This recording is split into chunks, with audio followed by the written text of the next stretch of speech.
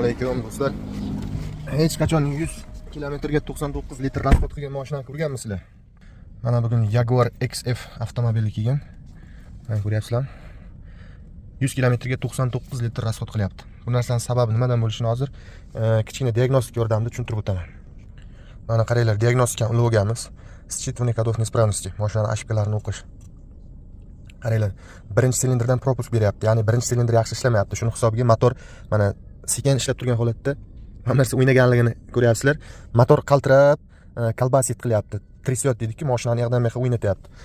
Buni sababi mana birinchi silindr yaxshi ishlamayapti. Liba svichasi yomon, liba katushkasi o'lgan yoki farsunkasi o'lgan yoki ana shu birinchi silindrda Porsche'ning kompressiyasi yaxshi emas. Keyin ikkinchi ошибкasi effektivность система каталитического нейтрализатора ниже порогового значения. Bu degani katalizator yo udalit qilib olib tashlangan yoki to'kilib qolgan, ichi erib.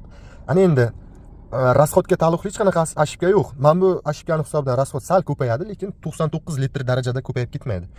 Endi qaranglar, rasxodga taalluqli lambda zont yoki qaysidir bir datchiklardan ошибка bermayapti. Bu degani hamma narsa ideal zo'r degani emas. Mana ошибкani o'qitish degan joydan tashqari tepada считывание существующих данных, ya'ni поток данныхga kirib, datchiklardan kelayotgan informatsiyalarni o'qishimiz mumkin. Bizga rasxodni kontrol qiladigan asosiy parametrlarni ko'rsataman. Mana выходной напряжение с датчика кислорода 2, ikkinchi lambda zont. Mana электрический ток кислорода первый датчик, bu birinchi lambda zont.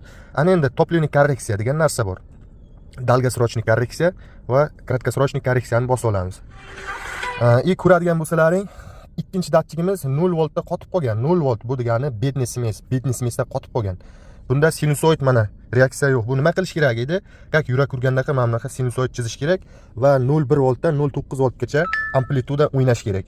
Bu 0 voltda qotib qolgan.